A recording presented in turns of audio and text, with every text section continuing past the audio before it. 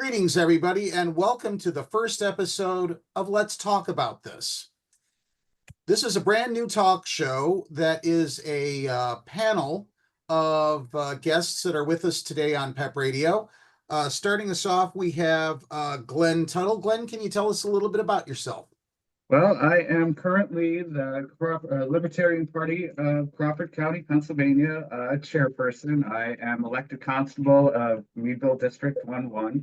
I'm a former school board member, have been a national delegate to the Libertarian National Convention in 2016, and have been to more Libertarian conventions and meetings that I'd ever like to talk about.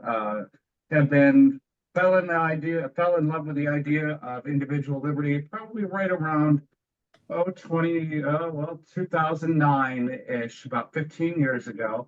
Lifelong Democrat, saw that I was not in favor of current policies of the DNC, so went to look in libertarian land, as it were, and became a Libertarian Party member.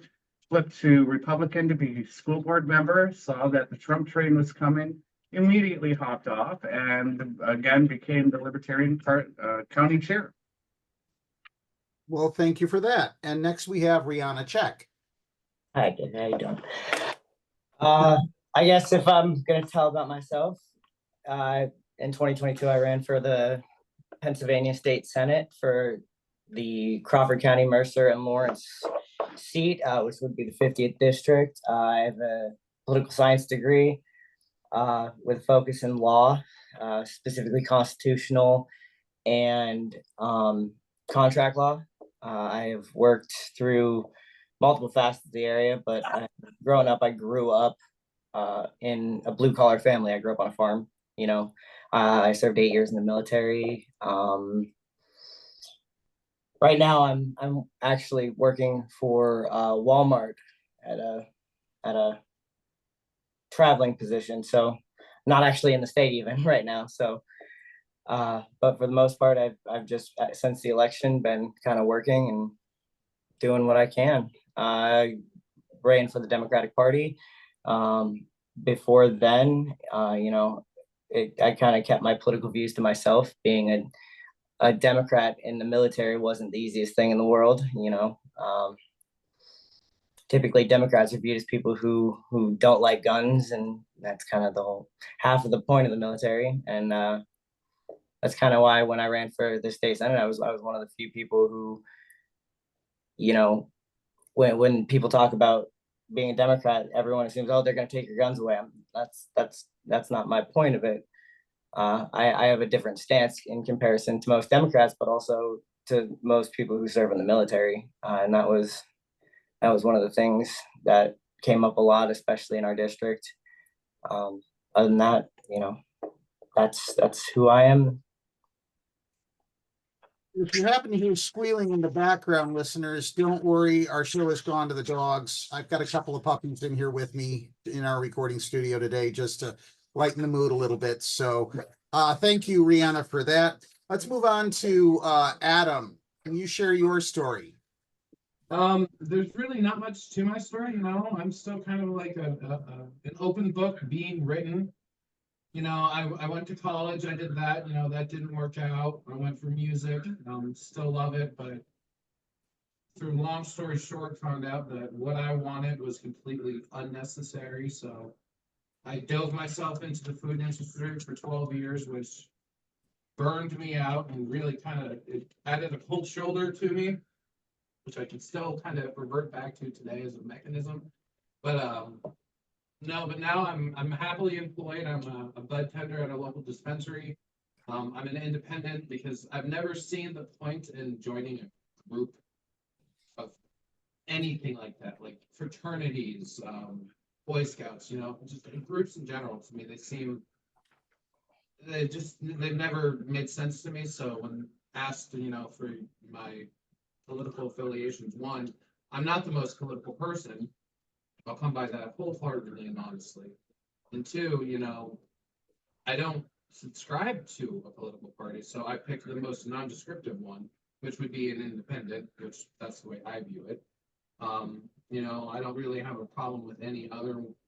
I guess I kind of fall a little bit into each of the political groups, but at the end of the day, I'm just a pretty simple and easygoing guy that just likes to work and, wants to see what's best for the world. The golden rule, treat those like those you want to be treated.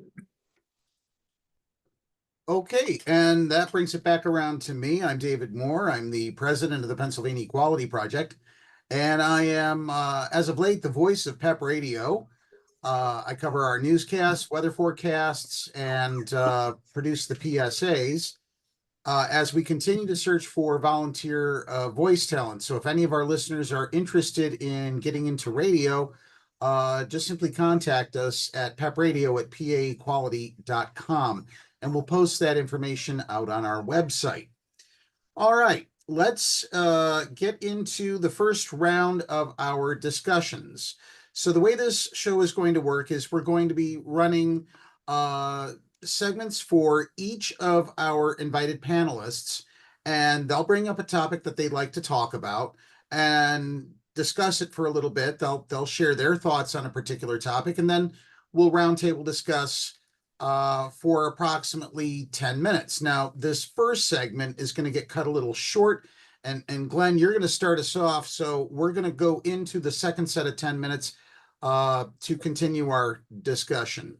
So Glenn, you wanted to talk about The war on drugs. all right, what about it?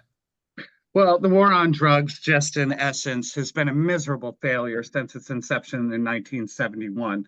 The basic level of evidence of that is that hardcore drug addiction in 1971, when it was first implemented under Richard Nixon, ranged at approximately 1.7% in America. Today, 50 years later, that number remains exactly the same, 1.7% across the entire nation, when we have blown over $1 trillion. Let that number sink in for a minute of how much money we have actually spent curtailing rights, killing minorities, enslaving entire populations over the last 50 years to have no net positive effect. The war on drugs, the drugs have won. It is quite simply put. And let's see, worldwide, 250 million illicit worldwide drug use, or about 3.7 to 5.7 of the population of 15 to 64-year-olds since 2008. I mean, we're not making a difference here. We're trying to control choices that primarily affect minorities, the poor, and discriminate actively against them. The entire U.S. war on drugs was built and established in the foundation of racism. If you were brown, if you were black, it was a great way in order to get you smoke that devil's lettuce and we can put you in jail. It's worked very well for politicians of both the Democratic and the Republican parties, but as a Libertarian Party member, it's our bodies, our choice. I'm truly progressive in that manner. It's not the best idea. I would never recommend someone go and pick up meth or crack or heroin, but it is also not my decision to make. And how people choose to partake in their free time to include marijuana, cannabis products, it should be totally up to them. The government has no right to control what goes into my body. Rianna, what do you think about all that? I mean, so I have one question just for clarification. You say 1.7%, is that of people incarcerated, of people who partake in drugs? Partake in drugs, the true addiction rate at that time to hardcore drugs such as meth, not meth at the time, but as heroin, cocaine, hardcore drug addiction. So I just want to make that point, the point of at 1.7% in the, you said 60s?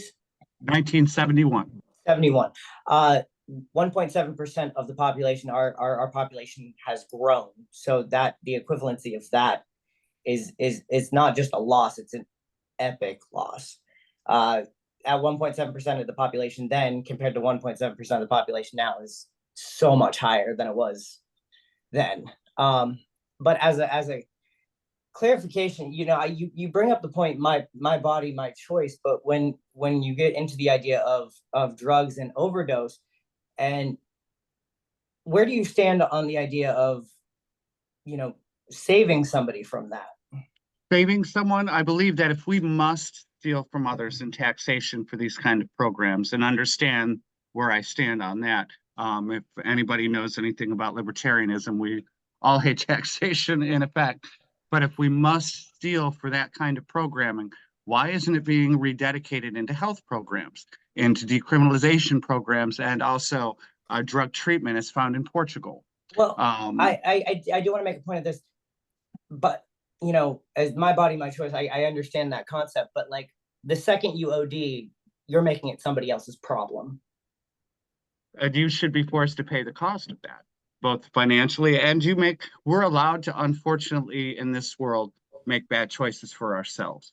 Yes. ODing on heroin, yes, that's a horrible thing. Driving drunk is a horrible thing and can cost you your life and someone else's. Not illegal, though? Should it be? No, I mean, I'm asking a legit question. Yes, it is. That's what I thought. ODing in effect is illegal. To you, what are you going to do to bust them? Suicide. Yeah, but what are you going to do to You can bust them? revive I mean, testing for legal substances is just one way of finding out if you were on a substance to verify whether or not you did an illegal act or not. But it's just the concept of you now have made it somebody else's problem, and it's not necessarily against paying for it, but it's making the idea that if we are going to say decriminalize it, there has to be a punitive way to make it so it's not everybody else's problem. And I do believe that, yes, there's nuance to that you have to find a way. And, you know, I considered how would you actually do that? Offer the option of treatments, and anymore they recommend treatment programs of 90 days versus 30. But either you go here and stay clean for this long, or you go back to jail. And yes, the recidivism rate, but the increased chances, at least you're giving someone another chance to get off the drugs, to wind up off the taxpayer rolls in jail. And I go still back into think the that's a better workforce. approach. But I'm sorry. And get back into the workforce.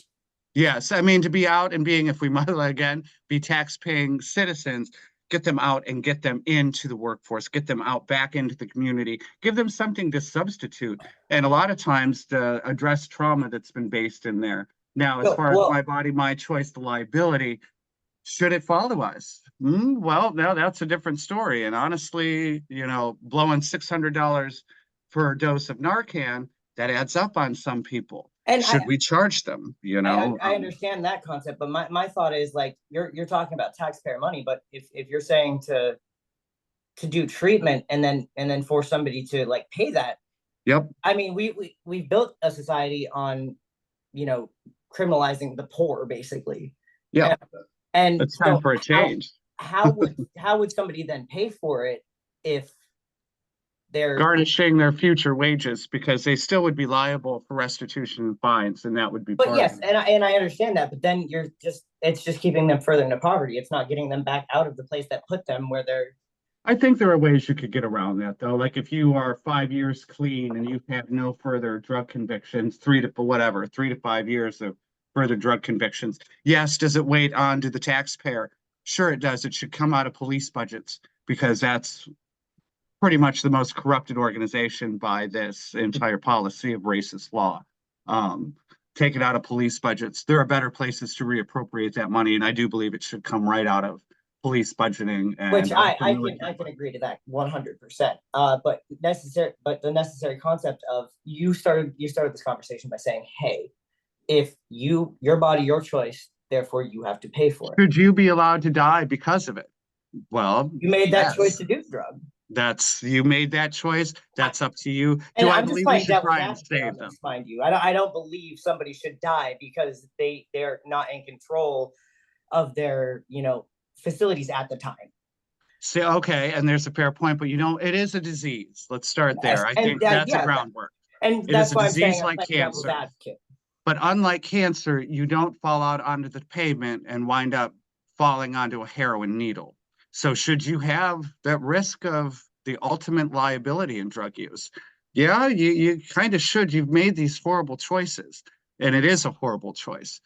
Should society be required?